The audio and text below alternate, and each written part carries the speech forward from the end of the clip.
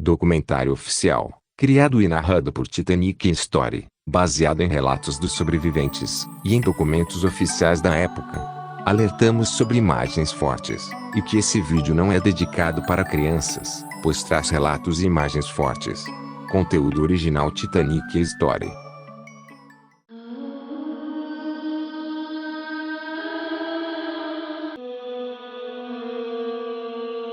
Foi um fim maior que o imaginário. Desde as vítimas aos sobreviventes. Os corpos das vítimas que foram resgatadas e que, infelizmente, tiveram que ser devolvidos ao mar, por causa do estado de decomposição.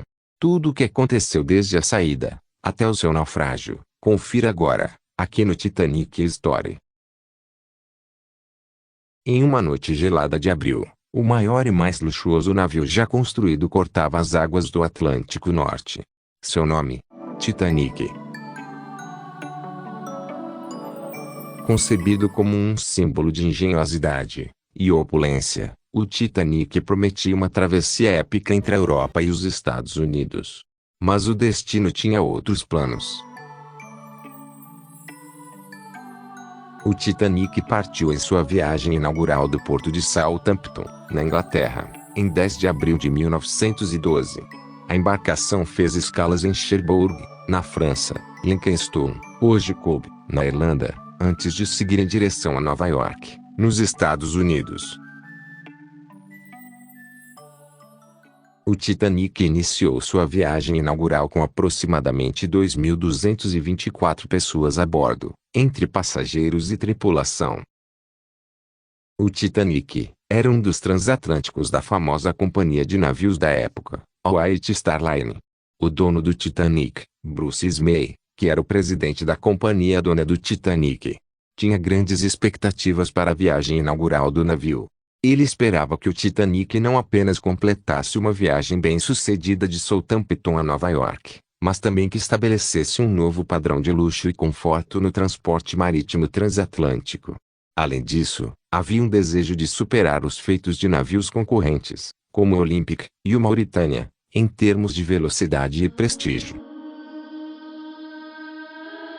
Também estava no Titanic o engenheiro Thomas Andrews, que foi o engenheiro que criou o Titanic no papel. Ele era responsável por todas as instalações, motores, e pela tecnologia empregada dentro do Titanic. O Titanic era famoso por suas instalações luxuosas e inovadoras para a época. As cabines de primeira classe eram extremamente luxuosas, decoradas com móveis finos, decoração elegante e banheiros privativos em muitas delas. Algumas suítes até tinham salas de estar separadas, quartos de vestir e varandas privativas. O Titanic tinha diversos salões e áreas comuns para os passageiros de primeira classe, como o grande salão, decorado com carpetes luxuosos, móveis elegantes e lustres impressionantes. Havia também uma sala de fumantes, um café e um salão de leitura. Piscina. O Titanic tinha uma piscina aquecida para seus passageiros de primeira classe, algo bastante incomum na época. Ginásio. O navio também oferecia um ginásio bem equipado com máquinas de exercício e uma pista de corrida interna. Restaurantes. Além do restaurante à la carte, o Titanic possuía um restaurante à la carte francês requintado, um café para refeições informais e um restaurante à la carte para passageiros de primeira classe. Áreas para passageiros de segunda e terceira classe. Embora menos luxuosas, as áreas para passageiros de segunda e terceira classe eram bem equipadas para a época, com salões sociais, áreas de refeições e até mesmo uma biblioteca. Áreas técnicas. O Titanic era equipado com instalações técnicas avançadas para a época, incluindo o complexo de máquinas, sala de caldeiras e outras áreas essenciais para a operação do navio. Essas instalações mostram o quanto o Titanic foi projetado para oferecer conforto e luxo aos seus passageiros, especialmente aqueles viajando na primeira classe. Os passageiros do Titanic experimentavam uma mistura de fascínio e conforto, ao estar a bordo de um navio tão luxuoso. O Titanic era considerado um dos navios mais avançados e opulentos de sua época, equipado com comodidades modernas, decoração elegante e serviço de primeira classe. Muitos passageiros provavelmente se sentiam privilegiados e seguros ao desfrutar de uma viagem tão confortável e sofisticada. No entanto, Essa sensação de conforto foi abruptamente interrompida pela tragédia do naufrágio, que resultou em uma das maiores catástrofes marítimas da história.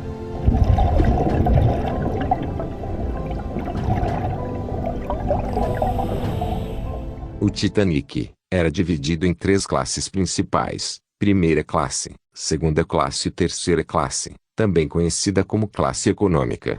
Cada classe oferecia diferentes níveis de conforto, serviços e acomodações aos passageiros. Primeira classe. Esta era a classe mais luxuosa, destinada a passageiros ricos e famosos, incluindo empresários, celebridades e membros da alta sociedade.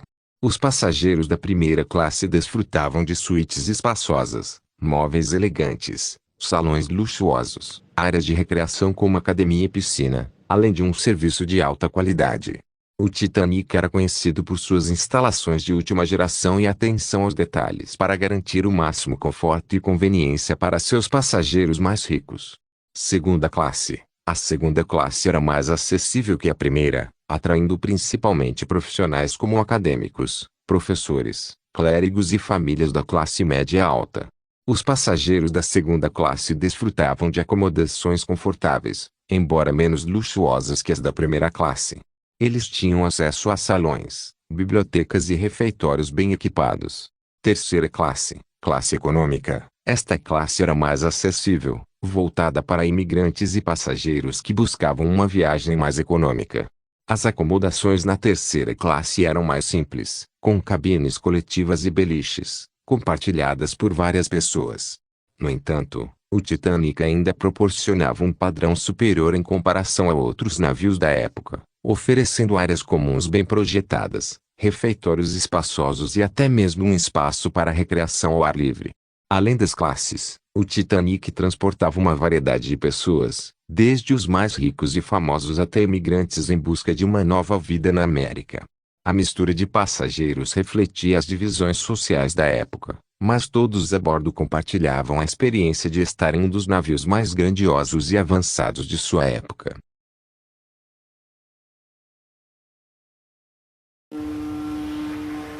Durante a viagem do Titanic, os oficiais tinham várias responsabilidades essenciais para garantir o funcionamento seguro do navio e o bem-estar dos passageiros.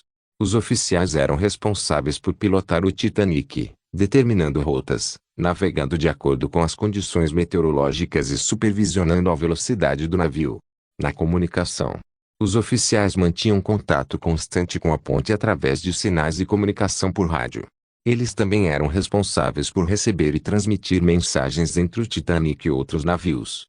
Segurança. Monitoravam as condições do mar, observavam icebergs e outros perigos, além de supervisionar os procedimentos de segurança, como os botes salva-vidas e os exercícios de emergência. Supervisionavam as equipes de trabalho a bordo, incluindo marinheiros, bombeiros e outros membros da tripulação envolvidos nas operações diárias do navio. Cumprimento de regulamentos. Garantiam que todas as regulamentações marítimas fossem seguidas, incluindo procedimentos de emergência e protocolos de navegação. Durante o desastre do Titanic, os oficiais desempenharam papéis cruciais na tentativa de salvar vidas, coordenando a evacuação do navio e tentando manter a ordem entre os passageiros. Embora o naufrágio tenha sido uma tragédia, muitos oficiais demonstraram coragem e dedicação ao seu dever durante o evento. O Titanic era equipado com um sistema de propulsão avançado para sua época, utilizando principalmente máquinas a vapor. O Titanic tinha 3 hélices, impulsionadas por 2 máquinas a vapor de expansão tripla e uma máquina a vapor de expansão dupla. Cada conjunto de motores acionava uma hélice, com uma hélice central menor sendo acionada pelos motores de expansão dupla. As caldeiras a vapor. O navio tinha 29 caldeiras a vapor, que queimavam carvão para gerar calor e vapor. Esse vapor era então conduzido para as máquinas a vapor que moviam as hélices. As máquinas a vapor de expansão tripla e dupla funcionavam da seguinte forma: expansão tripla. O vapor passava por 3 estágios de expansão em cilindros diferentes, cada um aumentando a eficiência na transformação de calor em energia mecânica. Expansão dupla, semelhante à tripla, mas com apenas 2 estágios de expansão. O movimento rotativo gerado pelas máquinas a vapor era transmitido através de eixos às hélices, que transformavam energia mecânica em movimento para impulsionar o navio. O funcionamento das caldeiras e das máquinas a vapor era monitorado e controlado por uma equipe de engenheiros e operadores, que ajustavam a queima de carvão e a pressão do vapor conforme necessário para manter a velocidade e a eficiência do navio. Os motores do Titanic representavam o auge da tecnologia de propulsão a vapor na época, permitindo ao navio viajar a velocidades impressionantes para o seu tempo.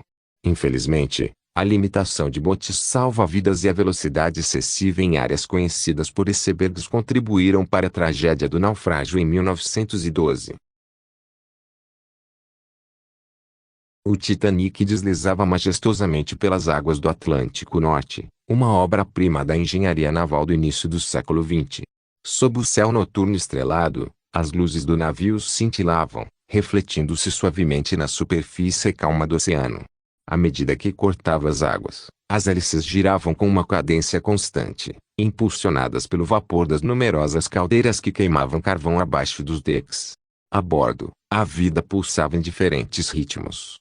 Na primeira classe, elegantes senhoras e cavalheiros desfrutavam de jantares refinados nos suntuosos salões, enquanto músicos tocavam suavemente ao fundo. A segunda classe, mais reservada, encontrava seu próprio ritmo de convivência, com conversas animadas e atividades sociais. Na terceira classe, famílias e imigrantes compartilhavam histórias e esperanças em seus espaços mais simples, mas igualmente vibrantes. No convés, passageiros se reuniam para apreciar o vasto horizonte, o ar fresco do mar acariciando seus rostos. Alguns contemplavam as estrelas, outros apenas se perdiam na imensidão do oceano. A brisa leve levantava as bandeiras do navio, que oscilavam suavemente contra o céu noturno, enquanto os vigias observavam atentamente a distância, em busca de quaisquer perigos potenciais. À medida que a noite avançava, o Titanic seguia seu curso, navegando com elegância e segurança pelas águas tranquilas, seu casco imponente cortando a escuridão. Para aqueles a bordo, era uma jornada de luxo, conforto e expectativa, com o futuro se estendendo diante deles como as vastas extensões do oceano que se estende. Um dos navios que enviaram avisos de iceberg para o Titanic foi o SS California. O USS California enviou não apenas um, mas vários avisos de icebergs ao Titanic por meio de telégrafo, alertando sobre a presença de icebergs ao norte da rota planejada do Titanic. O operador de rádio do Titanic, Jack Phillips, estava ocupado enviando mensagens pessoais e comerciais e não deu a devida importância inicial aos avisos do California, respondendo de maneira brusca. Posteriormente, Phillips interrompeu a transmissão dos avisos do California, frustrando os esforços do capitão do California em alertar o Titanic. O Mesaba também enviou avisos de iceberg ao Titanic, que foram recebidos e registrados pelo operador de rádio do Titanic. Esses avisos foram entregues ao capitão Smith, que os mostrou ao seu assistente, mas não está claro se foram levados ao conhecimento do capitão ou de outros oficiais. Esses avisos não foram suficientemente considerados ou agidos pelo capitão Smith e pela equipe do Titanic, contribuindo para a tragédia. O Titanic estava equipado com um sistema de comunicação sem fio Marconi, que era uma das tecnologias mais avançadas da época para comunicação de longa distância. Guglielmo Marconi, um dos pioneiros da tecnologia sem fio, foi fundamental no desenvolvimento desse sistema. O telégrafo sem fio a bordo do Titanic era operado por dois operadores, Jack Phillips e Harold Bride. Eles usavam o sistema para enviar e receber mensagens de e para outros navios, bem como para comunicações terrestres, através de estações costeiras. Durante a noite de 14 de abril de 1912, o telégrafo Marconi foi crucial na troca de mensagens entre o Titanic e outros navios, incluindo avisos sobre icebergs. Infelizmente, devido à sobrecarga de mensagens comerciais e pessoais, alguns avisos críticos sobre icebergs foram negligenciados ou não receberam a devida atenção, contribuindo para o trágico naufrágio do Titanic. O sistema Marconi usado no Titanic representava um avanço significativo na segurança e na comunicação marítima, embora as circunstâncias trágicas do seu último dia tenham destacado a importância de uma comunicação eficaz e de priorizar avisos de perigo. O capitão Edward Smith Foi escolhido para ser o capitão do Titanic em sua viagem inaugural, principalmente por sua vasta experiência e reputação como um dos capitães mais experientes da White Star Line na época.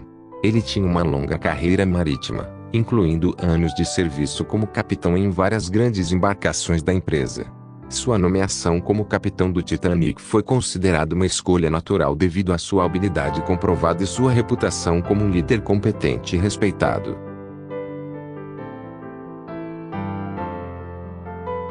O capitão Edward Smith ficou conhecido como o Capitão dos Famosos devido ao fato de ter comandado várias embarcações da White Star Line que eram consideradas luxuosas e frequentemente viajadas por passageiros ricos e famosos da época. Além do Titanic, ele também comandou o Olympic, o Titanic e o Majestic, todos conhecidos por sua opulência e conforto. A tragédia do Titanic, infelizmente, acabou por ser o evento mais notável de sua carreira, acrescentando ainda mais a sua reputação e legado na história marítima.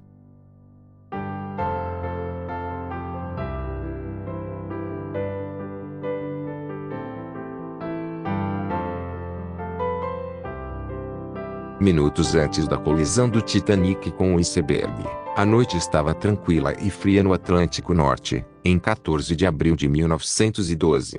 A temperatura do ar havia caído rapidamente ao longo do dia, e os vigias a bordo estavam alertas para possíveis iceberg, mas o mar estava excepcionalmente calmo, sem ondas que pudessem revelar a presença de obstáculos submersos.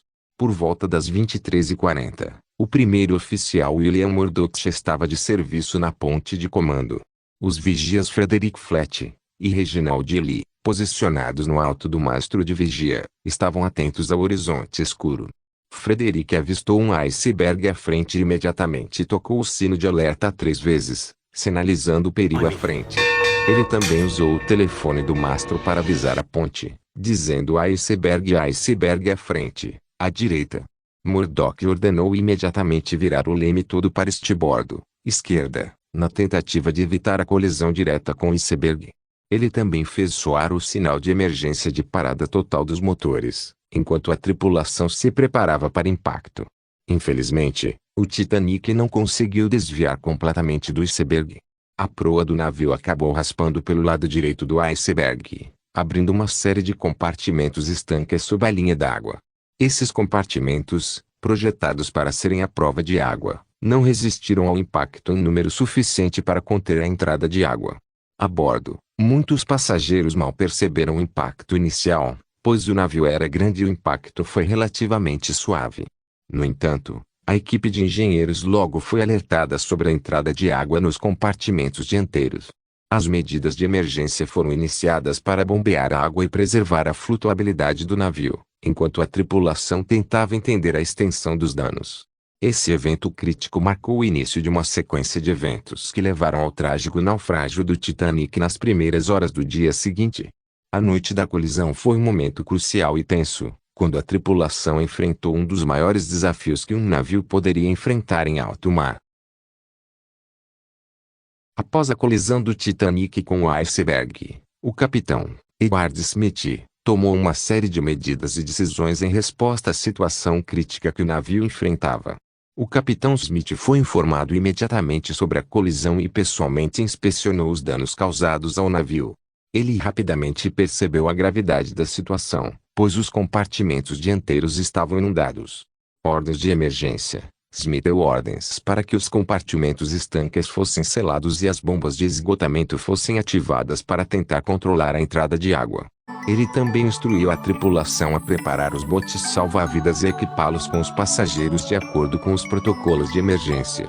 O capitão Smith entrou em contato com a White Star Line, a companhia proprietária do Titanic, para informar sobre a colisão e a situação a bordo. Ele também manteve contato regular com a ponte de comando e os oficiais para coordenar as operações de salvamento. A evacuação do navio. Conforme ficou claro que o Titanic estava em perigo iminente de afundamento, Smith deu a ordem para iniciar a evacuação dos passageiros nos botes salva-vidas.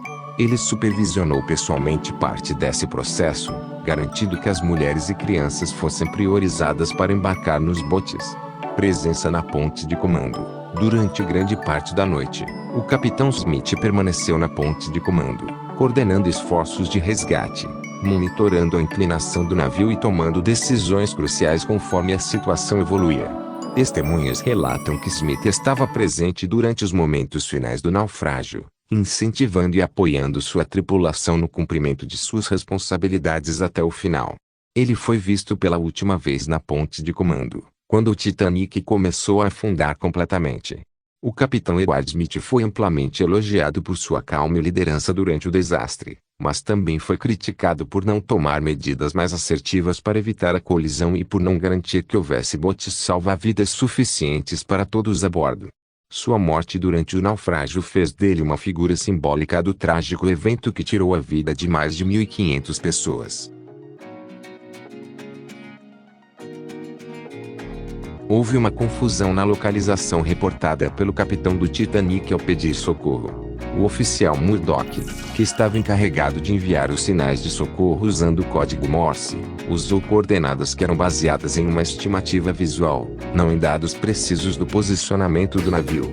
Essa estimativa acabou sendo imprecisa, o que dificultou os esforços de resgate por parte dos navios próximos.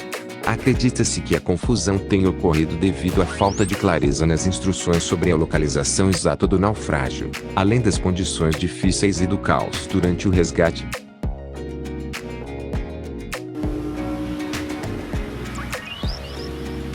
Vários navios receberam o pedido de socorro do Titanic e responderam à sua chamada. Os principais navios que participaram do resgate foram o RMS Carpathia, respondeu o pedido de socorro do Titanic, e avisou que chegaria em 4 horas, até a localização do Titanic. Infelizmente o Carpathia estava longe. Mesmo assim, foi em sua velocidade máxima. O USS California estava nas proximidades, mas seus pedidos de ajuda foram mal interpretados e não conseguiu chegar a tempo para ajudar diretamente no resgate. O RMS Carpathia estava a cerca de 58 milhas náuticas de distância do Titanic quando recebeu o chamado de socorro. Após receber o pedido de ajuda, o capitão do Carpathia, Arthur Henry Rostron, imediatamente ordenou que o navio se dirigisse para as coordenadas fornecidas pelo Titanic. O Carpathia navegou rapidamente em direção ao local do naufrágio, enfrentando condições adversas durante a noite. Chegou ao local por volta das 4 horas da manhã, aproximadamente 1h30 após o Titanic afundar. O Carpathia resgatou os sobreviventes que estavam a bordo dos botes salva-vidas e os cuidou até chegar a Nova York, para onde navegaram juntos após o resgate. Durante o naufrágio do Titanic, houve uma prática de mulheres e crianças primeiro ao embarcar nos botes salva-vidas. Isso foi uma instrução dada pelos oficiais e tripulação para priorizar a segurança das mulheres e crianças na evacuação. A ideia por trás dessa ordem era que mulheres e crianças eram consideradas mais vulneráveis e precisavam de proteção prioritária. Essa política refletia normas sociais da época sobre a proteção das mulheres e a ideia de que homens, sendo mais fortes e capazes de resistir por mais tempo, deveriam se sacrificar se necessário. Muitos dos botes salva-vidas do Titanic foram lançados com menos pessoas do que sua capacidade máxima permitiria. Isso ocorreu por várias razões, incluindo a falta de coordenação na lotação dos botes, a hesitação inicial em encher completamente os botes por medo de que eles não suportassem o peso, e também a crença inicial de que o naufrágio não seria tão grave, o que levou alguns a não perceberem a urgência de lotar completamente os botes. Essa falha na utilização eficiente dos botes contribuiu para que menos pessoas fossem salvas do que poderia ter sido possível se os botes tivessem sido completamente lotados. Posteriormente, esses eventos levaram a mudanças significativas nas regulamentações marítimas, exigindo que todos os navios tivessem botes salva-vidas suficientes e estabelecessem procedimentos claros para a evacuação de emergência. Quando o último bote do Titanic foi lançado ao mar, a situação a bordo estava se tornando cada vez mais desesperadora para aqueles que ainda estavam no navio. Os botes salva-vidas não eram suficientes para todos a bordo, e muitos passageiros e tripulantes perceberam que teriam que enfrentar o naufrágio sem um meio de escape seguro. À medida que o navio afundava e os botes se afastavam, houve cenas de desespero e pânico entre aqueles que ficaram para trás. Algumas pessoas tentaram encontrar coletes salva-vidas, Outros procuraram lugares mais altos no navio na esperança de evitar o inevitável mergulho nas águas geladas do Atlântico Norte. A confusão e o medo eram generalizados, com relatos de gritos, preces e despedidas emocionais enquanto o Titanic se inclinava cada vez mais. O naufrágio do Titanic é um evento trágico que mostrou tanto a coragem quanto a desesperança em face da calamidade. As histórias de heroísmo e sacrifício, assim como a perda de tantas vidas, são lembrados até hoje como um símbolo de como a tragédia pode revelar o melhor e o pior da natureza humana. O Titanic afundou completamente às 2h20 da manhã do dia 15 de abril de 1912. Após o naufrágio, muitas pessoas ficaram na água, algumas agarradas a destroços e outros objetos flutuantes, enquanto tentavam sobreviver às águas geladas do Atlântico Norte. As condições eram extremamente adversas devido ao frio intenso da água, que estava próxima do ponto de congelamento. A exposição prolongada ao frio levou à hipotermia e à exaustão rápida para muitos dos sobreviventes na água. Algumas pessoas morreram de hipotermia em questão de minutos, enquanto outras lutavam para se manter à tona. Os sobreviventes nos botes salva-vidas tentaram resgatar o máximo de pessoas possível, retornando para procurar sobreviventes na água fria, mas as operações de resgate foram limitadas pelas condições perigosas e pela escuridão da noite. No total, aproximadamente 705 pessoas sobreviveram ao naufrágio do Titanic, enquanto mais de 1.500 perderam suas vidas. A tragédia do Titanic foi um evento devastador que teve um impacto duradouro na história marítima e na consciência pública em relação à segurança em alto mar. O RMS Carpathia chegou ao local do naufrágio do Titanic por volta das 4 horas da manhã do dia 15 de abril de 1912, aproximadamente 2 horas após o Titanic ter afundado completamente. O Carpathia resgatou os sobreviventes que estavam nos botes salva-vidas e na água, levando a bordo todos os que conseguiam encontrar. Após o resgate, o Carpathia iniciou o trabalho de cuidados médicos e de conforto para os sobreviventes. Muitos estavam em estado de choque, exaustos e sofrendo de hipotermia devido ao frio extremo das águas do Atlântico Norte. Os médicos e tripulantes do Carpathia providenciaram cobertores, roupas secas. A reação dos parentes dos passageiros do Titanic ao receberem a notícia do naufrágio foi de choque, desespero e angústia. Muitos familiares aguardavam notícias nos portos de partida, como Southampton na Inglaterra, Cherbourg na França e Kingston, na Irlanda, onde o Titanic havia feito suas últimas paradas antes de seguir para Nova York. Eles se aglomeraram nos escritórios da White Star Line e nos jornais locais em busca de informações sobre os seus entes queridos. Os jornais da época, ao noticiar o desastre do Titanic, estamparam manchetes dramáticas e comoventes, transmitindo a magnitude da tragédia para o público em geral. Alguns jornais relatavam inicialmente que todos os passageiros haviam sido salvos, pois a informação inicial era confusa e contraditória. Conforme as horas passavam e a verdade se tornava mais clara, as manchetes começaram a refletir a escala do desastre e o número de vítimas. As histórias de heroísmo, as identidades das vítimas e os relatos dos sobreviventes foram amplamente cobertos pela imprensa, com muitos jornais dedicando edições especiais inteiras ao naufrágio. A tragédia do Titanic não só chocou as famílias diretamente afetadas, mas também comoveu o mundo, resultando em um interesse global e uma reflexão profunda sobre questões de segurança marítima e responsabilidade. A busca pelos corpos das vítimas do Titanic começou logo após o naufrágio, assim que os primeiros navios chegaram à área onde o navio afundou. O RMS Carpathia, que foi o primeiro a chegar ao local, inicialmente resgatou os sobreviventes nos botes salva-vidas. Após isso, começaram as operações para recuperar os corpos que estavam boiando na água. Os corpos foram coletados por navios enviados para a área, incluindo o Mackay Bennett, um navio contratado especialmente para esse propósito. O Mackay Bennett partiu de Halifax, na Nova Escócia, Canadá, e começou a recuperar os corpos a partir de 21 de abril de 1912. Ao todo, foram recuperados cerca de 328 corpos, com muitos deles enterrados no mar devido à falta de espaço no navio para todos os corpos encontrados. A busca e recuperação dos corpos continuaram nos dias seguintes com a ajuda de outros navios, como o Minia, o Monte Magny e o CGS Birma. Este esforço não apenas trouxe alguma paz para as famílias enlutadas, permitindo a identificação e o enterro adequado de muitas vítimas, mas também forneceu valiosas informações sobre as circunstâncias da tragédia através da análise dos corpos encontrados. O inquérito oficial para apurar as causas do naufrágio do Titanic foi aberto pelo governo britânico. O inquérito foi liderado pelo juiz Lord Mersey e começou suas audiências em Londres em maio de 1912, apenas algumas semanas após o desastre. O inquérito examinou detalhadamente as circunstâncias que levaram ao naufrágio, ouvindo depoimentos de sobreviventes, oficiais da White Star Line, especialistas marítimos e os outros envolvidos. As principais questões discutidas incluíram a velocidade do navio, o aviso de icebergs, a capacidade e o treinamento dos tripulantes, a disponibilidade de botes salva-vidas e as respostas aos sinais de perigo. O inquérito concluiu que o naufrágio foi causado principalmente por colidir com um iceberg devido à alta velocidade do Titanic, que não conseguiu mudar de curso a tempo de evitar a colisão. Além disso, o inquérito destacou deficiências nos procedimentos de navegação noturna e nos protocolos de segurança, incluindo a falta de treinamento adequado em situações de emergência.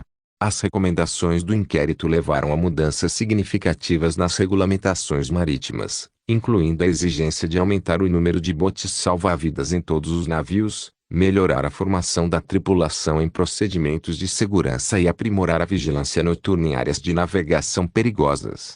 Em última análise, o desastre do Titanic teve um impacto profundo na indústria naval e na conscientização pública sobre segurança marítima, levando a melhorias significativas que foram implementadas para prevenir tragédias semelhantes no futuro. Enquanto o Titanic repousa no fundo do Atlântico Norte, seu legado continua a ecoar através das décadas. Esta história não é apenas sobre um navio que afundou, mas sobre vidas perdidas, heroísmo e lições aprendidas.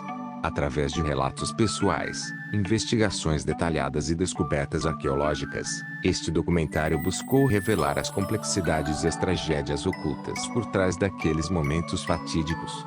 Ao trazer à luz novas perspectivas e informações, esperamos honrar as memórias daqueles que estavam a bordo e inspirar uma reflexão contínua sobre a segurança marítima e a resiliência humana. O Titanic pode ter desaparecido sob as ondas, mas sua história vive através de nós, lembrando-nos de que, mesmo nos tempos mais desafiadores, há sempre espaço para a inovação, a coragem e a esperança. Documentário oficial do Titanic Story. Obrigado por assistir, fiquem todos com Deus, e até mais.